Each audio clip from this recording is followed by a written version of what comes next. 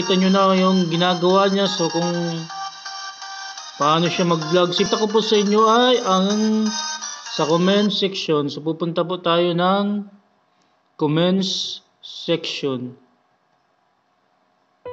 Ito po. Dahil first timer pa lang po siya, hindi niya, marami pa siyang dapat pag-aralan. Kaya ito po yung tig-comment ko sa kanya. So sa mga basher na nanonood ng video ito, sana pag-aralan nyo kung paano ako mag-comment, kasi ito po, papakita ko pa sa inyo.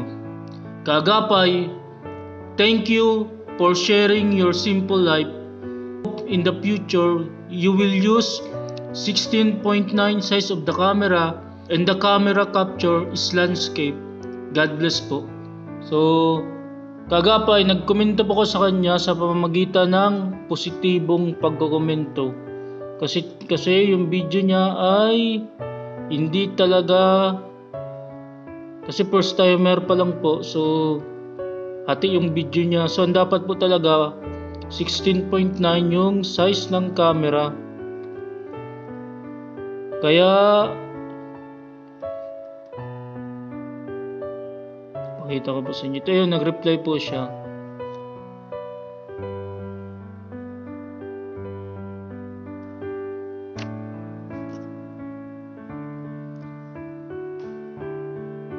So, nakita nyo naman po yung humility, yung kababaang loob ni Paint Mixing TV.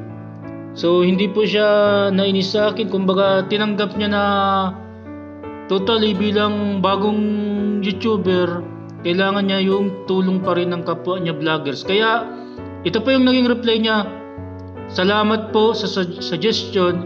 Next time po, bago pa lang po ako.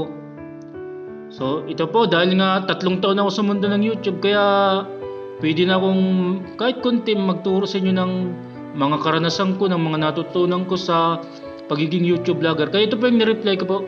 Okay po, kapag may time ka, nood ka muna ng YouTube tutorial tips video ni Narod TV, PrexG, Lark Arandia at iba pa.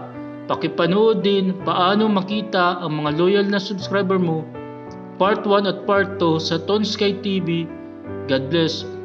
So dito po makikita nyo po kung anong puso meron pa ako. Meron pong puso na kababaang loob, kasi lumilingom po ako sa aking pinanggalingan, kasi sila Rod TV, PrexG, Lark Arandia, Josel Raceles, YouTube Tips Channel at iba pa. So nung araw sa kanila lang ako nanonood, sa kanila lang ako natuto. So ngayon yung mga natutunan ko sa kanila, ibinabahagi ko na sa iba pang vloggers, sa iba pang YouTubers. Kaya ito po yung naging reply ko po sa kanya.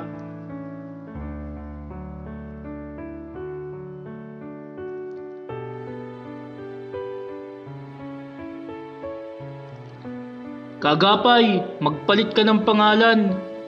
Sandamukal ang may pangalan ng Mark TV. Mahirap ma-search ang channel mo. Halimbawa, Tonsky TV, 8 letra lang. Pwede Mark TV. Mag-isip ka ng pangalan, maiksi lang. Tignan mo ang kapangalan mo. Pag-aralan mo kung anong name ang gagamitin mo. Salamat. Chat mo ako ng bagong name mo sa YouTube. Salamat. So nag-reply po siya, kagapay. Tapos nag-reply po siya, sabi niya, sige po, papalitan ko po. So nakikita niyo yung katangian ni Paint Mixing TV. So tinanggap niya sarili niya na kinakailangan tumatanggap din ng payo ng mga kapwa niya YouTube vlogger. So tinanggap niya yung advice ko sa kanya na magpalit ng pangalan. Pinalitan niya ng Paint Mixing TV. Tapos nireplyan ko pa siya, kaagapay, hindi ka pa verified kay YouTube. Kapag verified ka, pwede kang mag-upload ng video kahit lang pa sa 1 oras. Aralan mong ang video ito kung paano ma-verified ang YouTube channel mo. So, ang video ipinasa ko po sa kanya ay video ni Ate Job Style. Tignan nga po natin yung video. So, totally ang video po ni Ate Job Style ay almost 9 minutes. Kaya puntahan nyo na lang po yung channel niya. So, ang title po ng ano ay How to verify your YouTube account, Tagalog tutorial.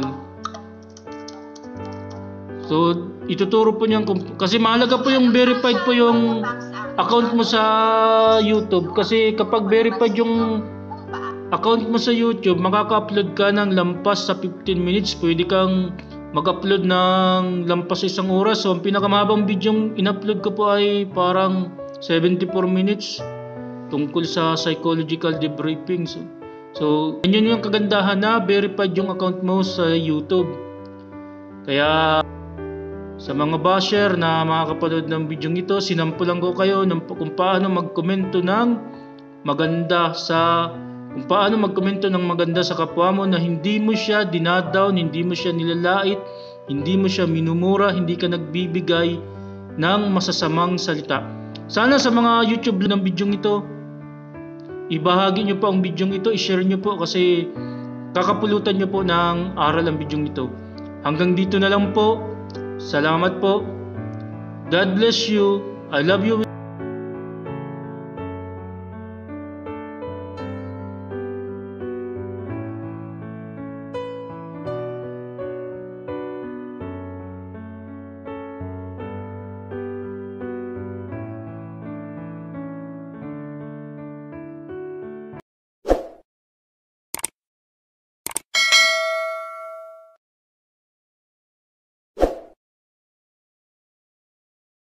I love you with the love of the Lord. God bless you. Mama Mary loves you. Amen. Salamat po.